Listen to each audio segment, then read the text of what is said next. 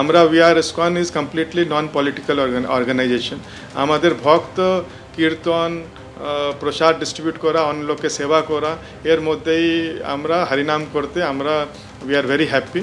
আর আমরা খালি এটাই চাই, আর আমাদের ভক্ত যারা বাংলাদেশে আছে খালি এটাই চাই কি আমরা আমাদের ধর্ম উইদাউট এনি ফিয়ার আমরা প্র্যাকটিস করতে পারি, আমাদের মন্দির ভক্তরা সুরক্ষিত থাকুক, খালি এটাই আমরা চেয়েছি। আমরা কে পার্টি আসবে, যে পার্টিও ওখানে আসুক, ওটা তো দ্যাট ইজ আ ডেমোক্রেসি, ওটা হবে, কিন্তু আমরা সবার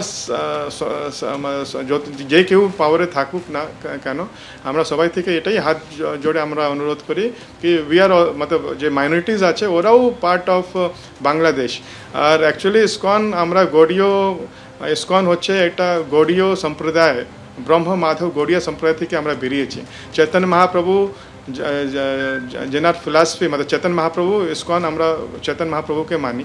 চৈতন্য মহাপ্রভু ওনার জন্ম মায়াপুরে হয়েছিল, কিন্তু চৈতন্য মহাপ্রভু মা বাবা উনি প্রেজেন্ট ডে বাংলাদেশ থেকে উনি এসেছিলেন, ওরা বাংলাদেশ থেকে ভারতে এসেছিলেন।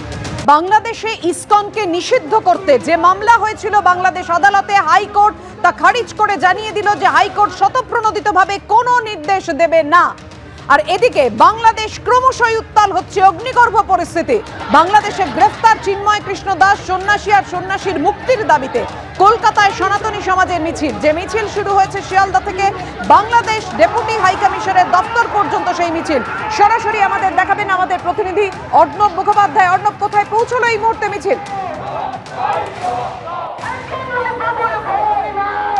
দেখো, আমরা রয়েছি এই মিছিলে। মিছিল ইতিমধ্যেই পৌঁছেছে মল্লিক বাজার অঞ্চলে এবং সেই মিছিলে আমরা যেরকমভাবে দেখতে পাচ্ছি সামনে রয়েছেন সাধু সন্ত সন্ন্যাসীরা, সেরকমভাবেই একটি ব্যানার রয়েছে যাদবপুর প্রেসিডেন্সি কলেজের ছাত্রছাত্রীদের বলে একটা ব্যানার রয়েছে, তারাও রয়েছেন। অন্যদিকে পিছনে রয়েছেন আমরা দেখতে পেয়েছি তাপস রায়, সেছাড়া হচ্ছে তমগ্ন ঘোষ, স্বজন ঘোষ মতো বিজেপি নেতারা, তারা ইতিমধ্যেই মিছিল করে এগিয়ে যাচ্ছেন। এই বঙ্গীয় হিন্দু জাগরণের পক্ষ থেকে যিনি রয়েছেন তাদের সঙ্গে কথা বলে নেব। আজকে ইসকনকে নিয়ে যে কোর্ট রায় দিয়েছে বাংলাদেশের কোর্ট, কি বক্তব্য আপনাদের? ইসকন শুধু বাংলাদেশে নেই, সারা বিশ্বে ইসকন আছে। আবুধাবিতে বিরাট ইসকন মন্দির হয়েছে আপনারা জানেন, এবং সৌদির বাদশাহ সেখানে গিয়েছিলেন। তাহলে বাংলাদেশে কোন নতুন ইসলাম মত আর সৌদিতে কোন নতুন ইসলাম মত? বাংলাদেশে আল্লাহর ইসলাম চলছে না, মুল্লার ইসলাম কায়েম হয়েছে। বাংলাদেশটা চালাচ্ছে ফতোয়াবাজ জিহাদি কিছু মাদ্রাসার হুজুররা। এখানে আমরা দেখতে পাচ্ছি আরো অনেকে রয়েছেন। কি দাবি নিয়ে যাচ্ছেন? চিন্ময় প্রভুর মুক্তির দাবি। চিন্ময় কৃষ্ণ প্রভুর নিঃশর্ত মুক্তি, হিন্দুদের জীবন, তাদের নিরাপত্তা সুনিশ্চিত করা, সেই সঙ্গে সঙ্গে ধর্ষণ, লুট, মন্দিরের ওপর হামলা বন্ধ করা, এবং সেই সঙ্গে সঙ্গে মানবতার দিকে ইউনূস সরকারের সজাগ দৃষ্টি ফিরিয়ে আনা।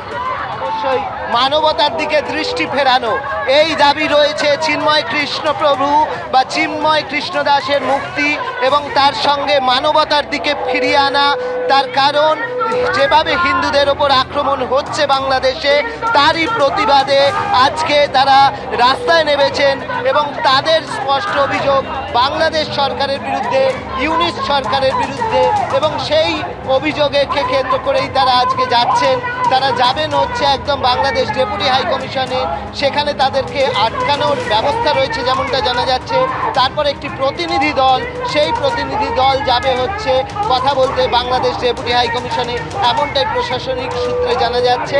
এবং তারা তাদের দাবি নিয়ে এগিয়ে চলেছেন। এখানে যেরকম সন্ন্যাসীরা রয়েছেন সেরকমভাবে আমরা দেখতে পাচ্ছি বহু মানুষ যোগ দিয়েছেন। তার পাশাপাশি বিজেপির যারা নেতা রয়েছেন তাদেরকেও কিন্তু দেখা যাচ্ছে এই মিছিলে। একদমই অর্ণব, তুমি আমাদের সঙ্গে থাকো। বাংলাদেশে অস্থিরতা যাতে দ্রুত কাটে এবং এই যে অগ্নিগর্ভ পরিস্থিতি, সেই অগ্নিগর্ভ পরিস্থিতিতে দ্রুত সরকার পদক্ষেপ করুক, সেই দাবিও যেমন রয়েছে। পাশাপাশি চিন্ময় কৃষ্ণ দাস তাকে অবিলম্বে নিঃশর্তে মুক্তি দিতে হবে, এই দাবিতে সরব হয়েছে বঙ্গীয় হিন্দু জাগরণ মঞ্চ। কলকাতায় সেই মিছিল আপনারা দেখতে পাচ্ছেন। কিছুক্ষণের মধ্যেই তারা ডেপুটেশন দিতে পৌঁছে যাবেন বাংলাদেশের ডেপুটি হাই কমিশনের অফিসে। গতকাল শুভেন্দু অধিকারী গিয়েছিলেন এবং গিয়ে বলেছিলেন এনাফ ইজ এনাফ, সরকারকে ব্যবস্থা নিতে হবে। আজকে বঙ্গীয় হিন্দু জাগরণ মঞ্চের প্রতিবাদ মিছিল, 4 জনের প্রতিনিধি দল ভেতরে গিয়ে কথা বলতে পারবেন।